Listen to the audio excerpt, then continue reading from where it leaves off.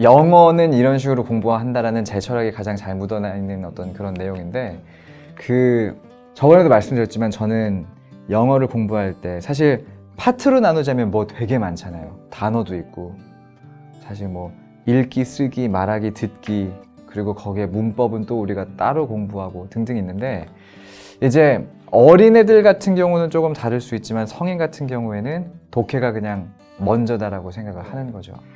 근데 그 독해가 먼저다라는 게 이유는 되게 간단한 거예요. 결국은 이제 보통 우리가 영어 잘하고 싶어 그러면은 말하는 걸 언제나 꿈꾸지만, 생각해보면 내가 이 문장을, 어떤 문장을 읽었는데 이해할 수가 없으면 사실 들어서 이해할 수도 없고, 그리고 사실은 이제 뭐냐면 썼을 수도 뭐 이렇게 말할 수도 없다라는 거죠. 이게 뭐구나를 내가 알아야 이걸 가지고 활용해서 쓰고 말을 할 텐데, 그런 의미에서 독해가 기본으로 좀 깔려 있으면 나머지 것들이 그 위에 쌓아져 가는 거다라는 생각인 건데, 근데 이제 그렇다고 독해가 막 쉬운 건 아니잖아요. 독해가 쉬웠으면 다 했을 텐데 그건 아니니까. 이걸 제가 수업 다니면서 독해가 어려운데 왜 어려울까요? 뭐 이렇게 어떻게 생각하세요? 이유가 뭐라고 생각하세요? 그러면 가장 먼저 나오는 게 어휘예요.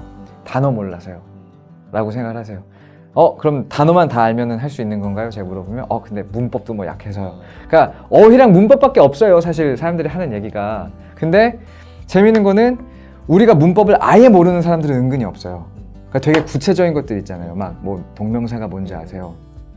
투부정사가 뭔지 아세요? 막 이런 거를 제가 물어보면 뭔가는 들어봤어요.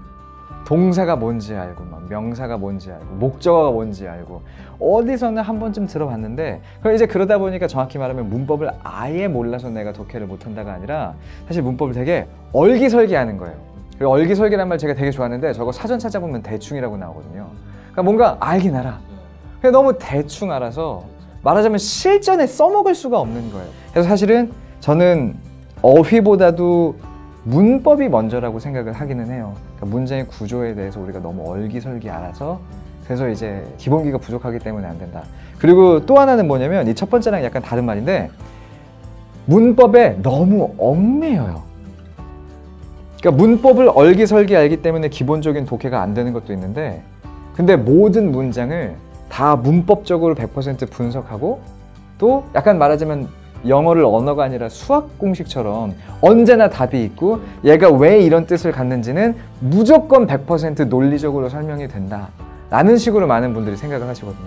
그래서 문법이 얼기설기 되어 있기 때문에 영어가 잘 안 되는 것도 맞지만, 이거는 이제 완전 초보라고 봤을 때 중급자들이 상급자로 못 넘어가는 이유는 문법에 이제 얽매여서예요.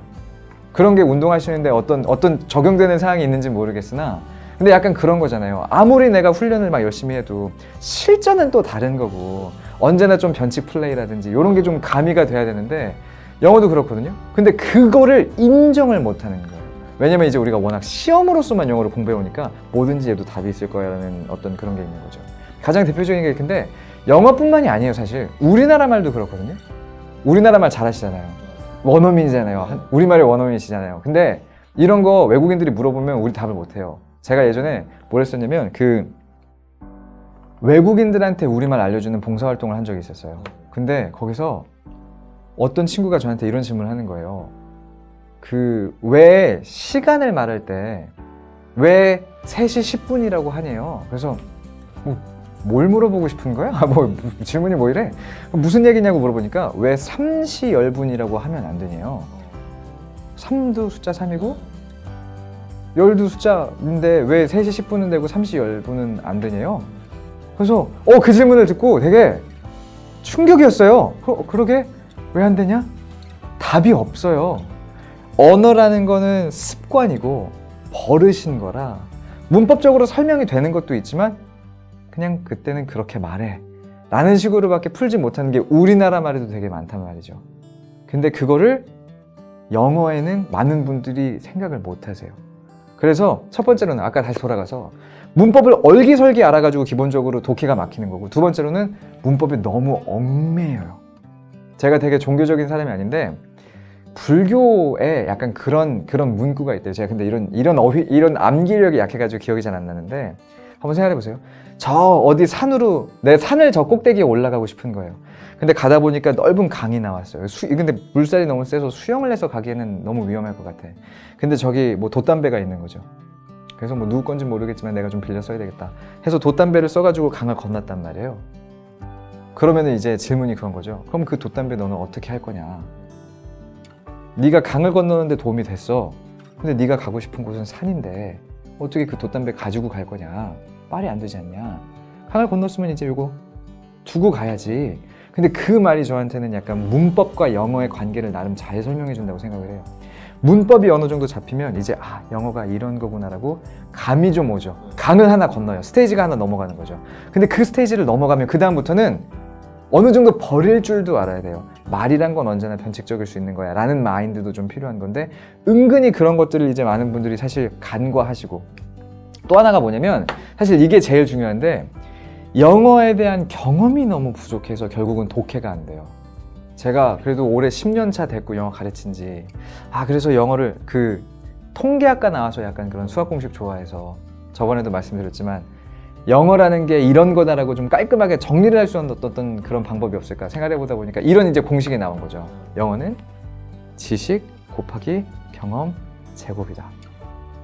재밌는 게 여기서 말하는 지식이란 거는 한계가 이제 있죠. 그러니까 지식 안에 포함되는 게 뭐 문법 같은 거 있고 어휘력 같은 거 있고, 문법은 근데 끝이 나니까, 어쨌거나 문법이 끝이 있으니까. 어휘도 8,000에서 10,000단어 정도 알기 시작하면 그때부터는 거의 불편함을 못 느낀다는 얘기를 제가 하거든요. 근데 이제 뭐 영어에는 50만 단어 있다고 하지만 그거 다 외울 필요는 없으니까 한 8,000단어 정도 되면 그러면 어느 정도 수준에 오른 거다. 그래서 어느 정도 어휘도 끝이 있다라고 저는 보는 건 거죠. 근데 문제는 경험은 끝이 없어요. 지식은 이제 말하자면 0부터 100까지로 차는데, 경험은 하면 할수록 계속 늘어나는 거고, 거기다가 쟤는 제곱인 거죠. 그래서 제가 어떤 얘기를 하냐면 지식이 0이면 안 돼요. 왜냐면 저 공식에 맞춰서 얘기를 했을 때 지식이 0이면 경험이 뭐 아무리 있어도 결국은 값이 계속 0이 나오니까. 근데 같은 100을 뭔가 어디에다가 투자한다고 했을 때 지식에다 100 넣으면 그냥 100 곱하기가 되는데, 경험에다 100을 넣으면 그건 제곱이라 곱하기 만이 된단 말이죠. 어느 정도 지식 쪽을 채워주면 사실 그 다음에는 경험으로서 이 영어라는 게 이런 언어구나를 계속 느껴주는 게 너무 중요한 거라서, 그래서 이제 저희도 공부할 때 오늘같이 수업하면서 지식 부분을 조금씩 이제 채워나가면 그 다음부터는 읽으면서 내가 배운 게 이렇게 활용됐구나, 이런 거구나, 계속 경험들을 쌓아나가야 전반적으로 이게 내가 계속 향상되고 있는 걸 느끼시게 될 거예요. 그래서 요 이야기를 되게 많이 말씀드리고 드릴 거고, 그리고 이게 사실은 정말 제가 바라는 바는 그런 것 같아요. 시간이 좀 지났을 때 이게 진짜 맞네, 이런 생각을 하실 수 있으면 좋지 않을까.